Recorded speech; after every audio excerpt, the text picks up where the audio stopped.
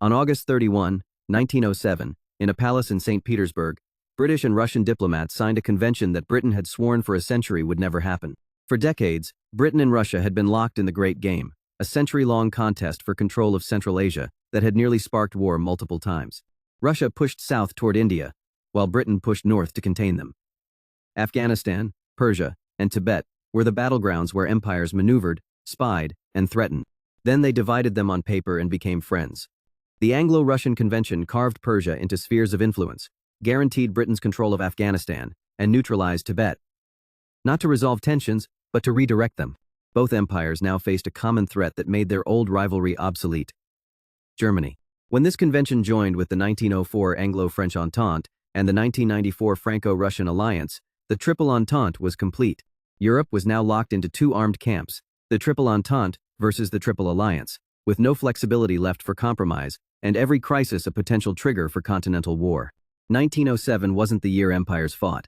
It was the year they chose their sides, deployed their fleets, and prepared the machinery that would make war inevitable. For over 100 years, Britain and Russia had been antagonists across Asia. The Crimean War, the Russo-Turkish Wars, Afghanistan crises, and the race for influence in Persia, every decade brought new confrontations as Russia expanded southward toward warm water ports, and Britain defended the approaches to India. But Russia's humiliating defeat in the Russo-Japanese War of 1905 and the subsequent revolution shattered its confidence. Its military was broken, its treasury empty, and its regime unstable. Russia needed time to rebuild and allies to protect it from Germany and Austria-Hungary. Britain, meanwhile, watched with alarm as Kaiser Wilhelm II poured resources into building a German high-seas fleet designed explicitly to challenge British naval supremacy. The Baghdad Railway project threatened to link Berlin to the Persian Gulf, outflanking British control of the route to India. Germany's growing power made Britain's old rivalry with Russia seem like a distraction from the real danger. So on August 31, 1907, they made a deal. The Anglo-Russian Convention divided Persia into three zones. There was a Russian sphere in the north, a British sphere in the southeast protecting the approaches to India, and a neutral buffer zone in between. Russia acknowledged Afghanistan as Britain's exclusive sphere of influence. It promised to conduct all relations with Kabul through London. Both powers agreed not to interfere in Tibet's internal affairs, effectively making it a neutral buffer. The agreement was signed without consulting Persia, Afghanistan, or Tibet. Their sovereignty was partitioned like a map exercise. The Persian government, which had been promoting constitutional reforms with British encouragement, now found itself carved up by the very power that had promised support. Afghan Emir Habibullah Khan was outraged that Britain had negotiated his country's status without informing him. But the three countries affected mattered less than the power that was now encircled: Germany. The Anglo-Russian Convention completed the Triple Entente. Britain, France, and Russia, historic rivals and enemies, were now aligned. Not as a formal military alliance, but as a diplomatic bloc unified by fear of German expansion. Germany and Austria-Hungary now faced potential enemies on multiple fronts. The Ottoman Empire, weakened and indebted, watched as its territories became pawns in great power competition.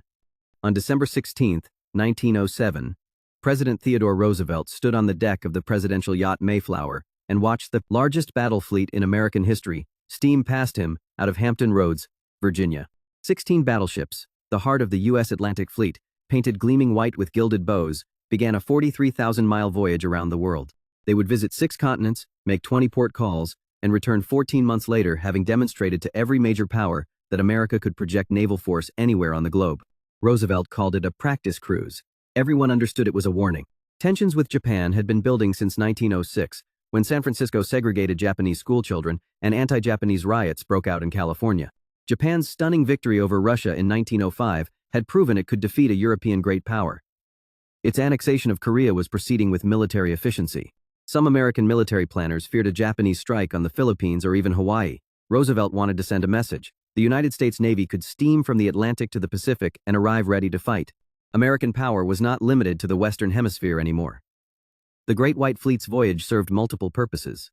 Domestically, it stirred patriotic fervor during an economic depression and reminded Congress why naval funding mattered.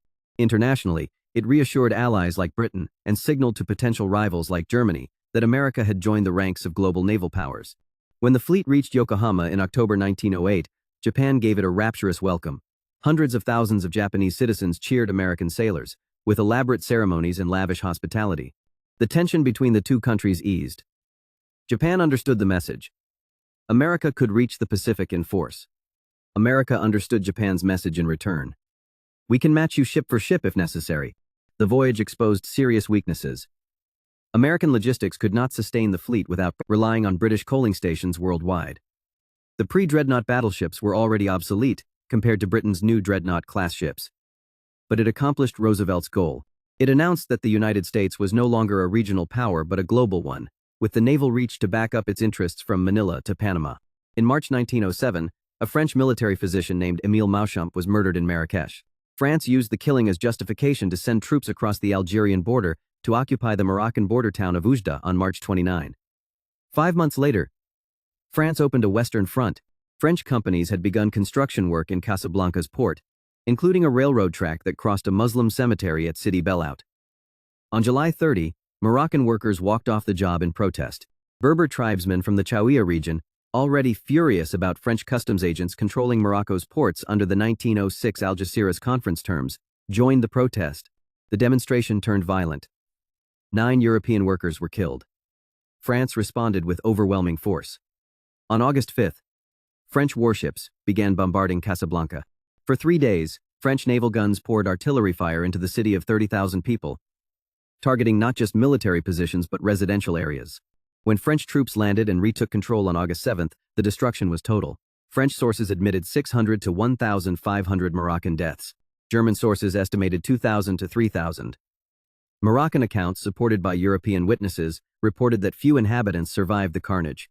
General Antoine Droude's expeditionary force then began a pacification campaign across the Chaouia Plains, a euphemism for military conquest.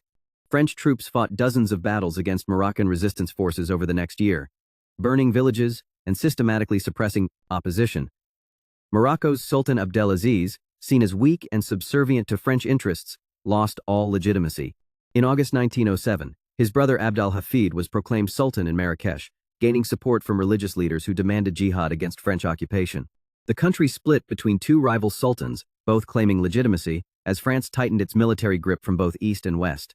The 1906 Algeciras Conference was supposed to preserve Moroccan independence under international oversight. Instead, France had turned police operations into full-scale colonial conquest. Germany, which had challenged French ambitions in Morocco during the 1905 to 1906 crisis, watched helplessly as France seized control despite the conference agreements. Spain, promised a northern sphere of influence, remained a secondary player. Morocco demonstrated a new logic. International agreements meant nothing if one power had the military force and willingness to ignore them. France's bombardment of Casablanca and occupation of the Chaouia was imperialism without pretense, European powers carving up Muslim lands through violence, using any incident as pretext. This set up a full French protectorate in Morocco, with the 1912 Treaty of Fez, the Second Moroccan Crisis when Germany challenged again during the 1911 Agadir Crisis, and Moroccan resistance continuing for decades, serving as a blueprint for colonial military pacification. In July 1907, Japan forced Korean Emperor Gojong to abdicate after discovering he had sent secret envoys to the Hague Peace Conference to appeal for international support against Japanese control. His son Sunjong, powerless and pro-Japanese, became emperor in name only. Then Japan moved to eliminate the last symbol of Korean sovereignty, the Korean Imperial Army. On July 31, under Japanese military pressure, the Korean court issued an imperial decree disbanding the army. The next morning, August 1, Korean soldiers were ordered to gather at Seoul's training ground for a disbandment ceremony, unarmed. At the Namdaemun Gate barracks, Major Park Seung-hwan received the order. He wrote a brief note saying, "I could die 10,000 times because I could not protect my country as a soldier," and shot himself. The sound of the gunshot echoed across the barracks. Enraged, Korean soldiers seized weapons from the arsenal, took defensive positions, and opened fire on Japanese forces. The 2nd Battalion inside Sungyemun Gate heard the fighting and joined the battle. The Japanese 51st Infantry Regiment responded with machine guns mounted on the fortress walls, pouring fire into the Korean positions. The Korean soldiers, armed with rifles and limited ammunition, fought back for hours. By mid-morning, Japanese forces overwhelmed the barracks. 68 Korean soldiers died in the fighting. 4 Japanese soldiers were killed. Outside Seoul, garrison units across Korea refused to disband. In Wonju, Suwon, Ganghwa, and other cities, Korean soldiers abandoned their posts and joined the Righteous Army, irregular forces that had been fighting Japanese control since 1905. The disbanded soldiers brought military training, discipline, and equipment to what had been largely a peasant resistance movement. Between July 1907 and December 1908, Japanese forces killed over 14,500 Korean rebels in counterinsurgency operations. Villages suspected of supporting resistance were burned. Captured fighters were executed. Japan deployed 20,000 troops to crush the uprising, using tactics that prefigured its later colonial brutality in China and Southeast Asia. The dissolution of the Korean Army removed the last obstacle to formal annexation. Korea retained nominal independence for 3 more years. But Japan controlled its military, finances, police, and foreign relations. In August 1910, Japan would complete the process with formal annexation. The Battle of Namdaemun was militarily insignificant. A few hundred soldiers fighting for a few hours with outdated weapons. But symbolically, it represented the death of Korean sovereignty. Japan had demonstrated it would use military force to suppress any resistance, no matter how desperate. The message was clear not just to Korea, but to all of Asia. Japan was a colonial power that would defend its interests with the same ruthlessness as any European empire. On February 21, 1907, about 200 Romanian peasants gathered in the village of Flamanzi in northeastern Moldova to negotiate their land leases. They faced Mochi Fischer, a Jewish land agent who administered estates for wealthy Romanian landlords living in Bucharest. Fischer refused to sign contracts. Rumors spread that peasants would be evicted. The crowd grew angry. By the next day, the revolt had spread across Moldova. Within a week, it engulfed Romania. Romania's land system was feudal in practice. 60% of peasants owned tiny plots or no land at all, while large landowners controlled over half the arable land. Most landowners leased their estates to agents who maximized profits by squeezing the peasants with high rents and short-term contracts. When a 1906 drought devastated harvests, the peasants faced starvation if they could not lease land for the 1907 growing season. The revolt became violent. Peasants burned manor houses, destroyed land lease contracts, and attacked towns where landlords and agents had fled. In some areas, Orthodox priests told peasants it was a holy war. Many agents happened to be Jewish, and attacks took on an anti-Semitic character, but the peasants attacked all estates regardless of the agent's ethnicity. The conservative government fell on March 12, unable to contain the uprising. The new liberal government, under Prime Minister Dumitru Sturza, declared a state of emergency and mobilized 140,000 troops, the entire Romanian army. The army fired on crowds of peasants armed with farm tools and hunting weapons. Artillery destroyed entire villages. Official figures admitted to 421 deaths.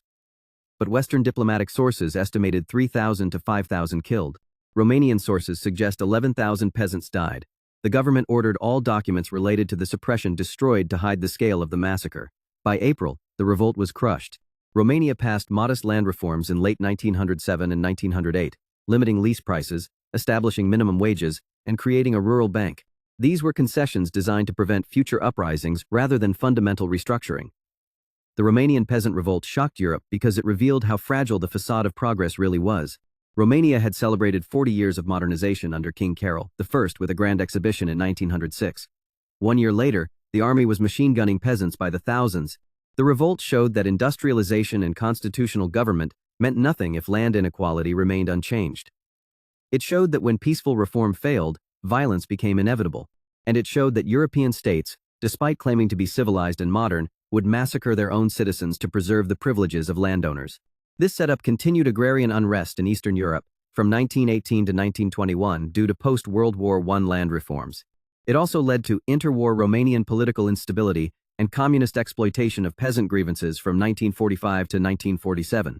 This demonstrated that internal repression could be as brutal as colonial conquest. In 1906, Britain launched HMS Dreadnought, a revolutionary battleship that made every other warship obsolete.